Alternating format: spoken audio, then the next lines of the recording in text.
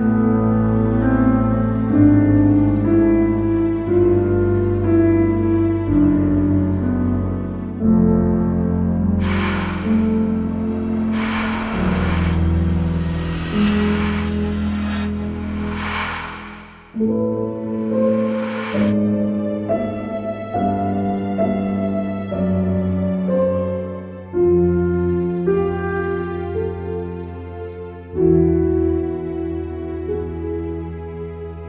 often wonder if so much therapy won't leave me like a blank page. This fear strikes me at times, but then, when I think I'm becoming empty, there's another can of worms to confront. Hey, you. How you doing? You will be fine. Hello? Is anybody there? Hello? Well, if you need me, you know where to find me.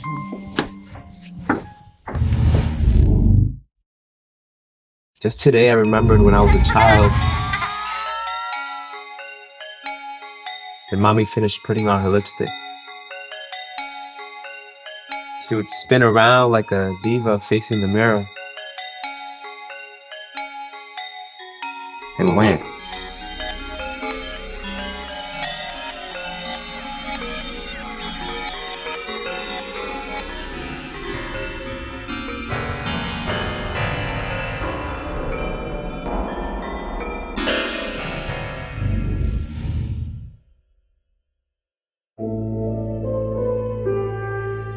And then an unspeakable anguish fragmented me into many parts.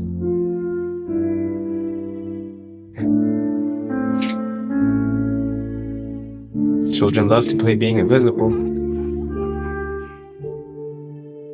I've also played that game, although it wasn't my favorite one, because I didn't know what it was to be really invisible. And for me, that amounted to being an idiot. The more abandoned I felt, the more it seemed to excite Mommy the need to be a free woman without children getting in the way. Don't do it. It's a bad idea. Change was so abrupt, I began to think it was the effect of the lipstick itself.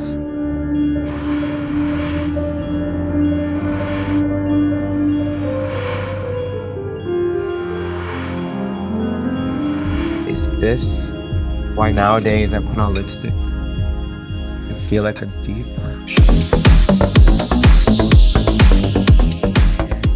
Is this why I wish not to be a man sometimes? Is this why I enjoy seducing so much? Is this why I wish not to have children, and the reason why I've come to think that having children is so ordinary? I don't know. Thank God I don't know all the answers to my questions. Because if I knew them, I wouldn't be myself anymore. In any case, I still have a lot of anguish, and I don't know why.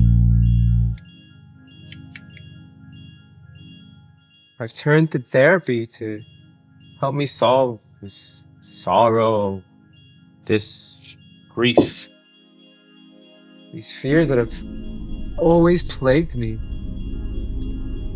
But I don't know if the cure is better than the disease.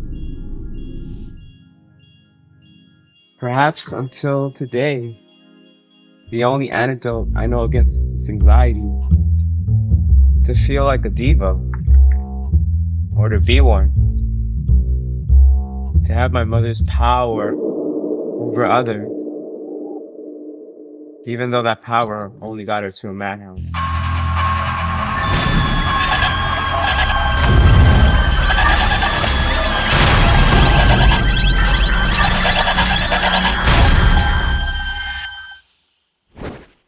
I don't think I'll be that lucky. According to my therapist, and in spite of your hidden desires, you'll never go insane. On the contrary, I'll have to bear with this cross of anguish nailed to the bottom of my ribs for the rest of my life. Is that any consolation?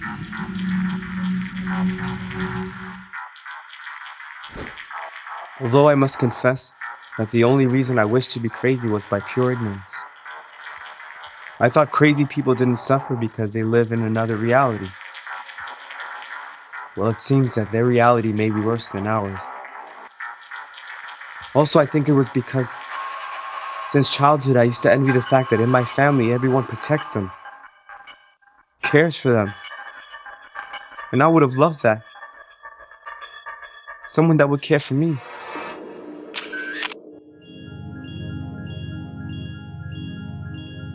It's too late for this nonsense. Now I live by inertia, with the anguish as my companion and my lipstick transforming me. Every time I perform a show or live my life, which at the end for me has become the same. My psychologist doesn't understand my fears. Perhaps he doesn't understand many other things either. The only thing holding you back are your fears. You have no fears. Keep saying that to yourself. Fear could be your enemy and prevent you from being you. You can't move forward if you don't rid yourself of those demons. What I thank him for is interesting. I believe that the most difficult thing is to convince him of my fear to be without nothing left to tell. Or is it that the need to listen is really his?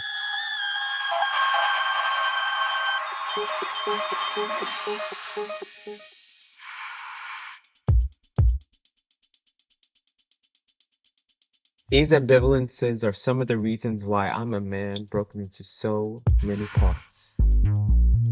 On the inside and the outside. I think like a man, but I feel like a woman. I'm in a healthy body, but I'm turned inside out. I want to be like my mother, but at the same time be myself. I want to drain myself from this anxiety, but not get to a point where I understand everything so much that I no longer have mysteries to unveil or things to understand.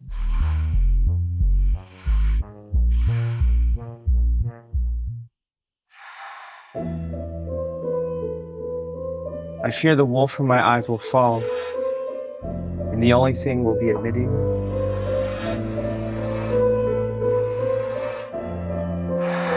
that I am